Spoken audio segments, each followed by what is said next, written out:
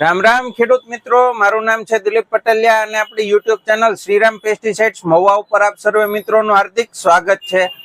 તો ખેડૂત મિત્રો, આજે આપણે વાત કરવાની છે કે મરચીની અંદર એવી કઈ દવા નાખીએ કે જેથી કરી અને મરચીની અંદર આવતા તમામ પ્રકારનો પ્રશ્ન છે એ સોલ્વ થઈ જાય અને આપણને સારામાં સારું ઉત્પાદન અને લાંબા સમયનું આપણને રિઝલ્ટ મળી શકે।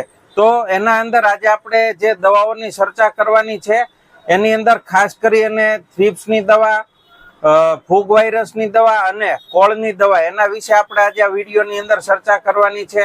તો એમાં સૌપ્રથમ આપણે વાત કરીએ તો થ્રિપ્સ માટે આપણે જે ભલામણ કરીએ છીએ એ છે ઇન્ડોફિલ કંપનીનું એલેક્ટો। આ તમે જોઈ શકો છો, ઇન્ડોફિલ કંપનીનું એલેક્ટો।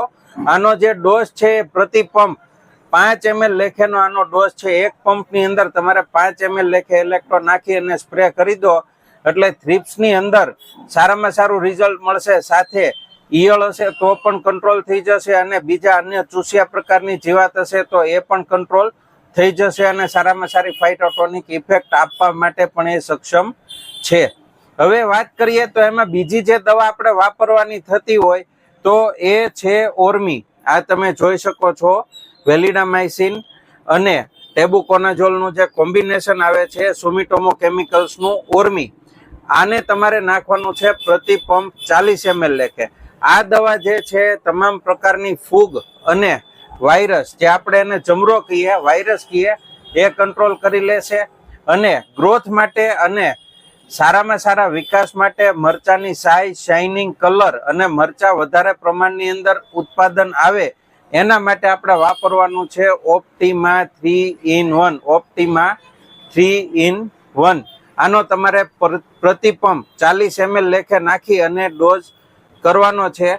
તો એ પ્રમાણે આ ત્રણેય દવા એટલે કે એલેક્ટો, ઓપ્ટિમા અને ઓર્મી, આ ત્રણેય દવા તમારે મરચીની અંદર જો તમે રેગ્યુલર રીતે વ્યવસ્થિત સ્પ્રે કરશો તો તમને સારામાં સારું અને લાંબા સમય સુધીનું આનું રિઝલ્ટ તમને જોવા મળશે।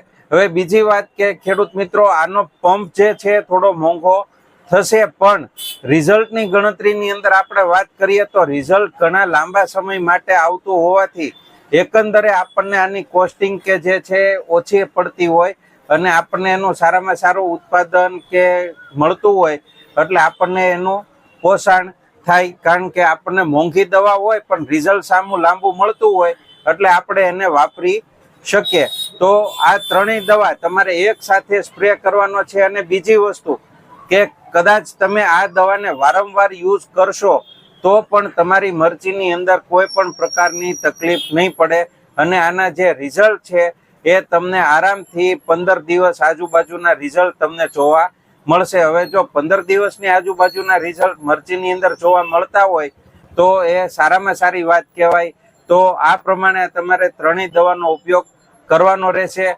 વિશેષ કોઈ કૃષિ માહિતી માટે અત્યારે જે તમને આ વોટ્સએપ નંબર દેખાય છે એના ઉપર તમે અમને ફોન કોલ પણ કરી શકો છો, મેસેજ પણ કરી શકો છો અને આપણી શ્રીરામ પેસ્ટિસાઇડ્સના ગ્રુપ પણ છે વોટ્સએપની અંદર। તો એના અંદર જોડાવા માટે તમારું આખું નામ અને ગામનું નામ લખી અને અમને મેસેજ કરી દો કે જેથી કરી અને અમે તમને ગ્રુપની અંદર જોડી શકીએ। અને હજુ સુધી જો તમે નવા હોય અને આપણી ચેનલને સબસ્ક્રાઇબ ના કરી હોય તો આપણી ચેનલ શ્રીરામ પેસ્ટિસાઇડ્સને સબસ્ક્રાઇબ કરી લેવા નમ્ર વિનંતી છે। એ સાથે જ મને રજા આપશો। જય જવાન, જય કિસાન।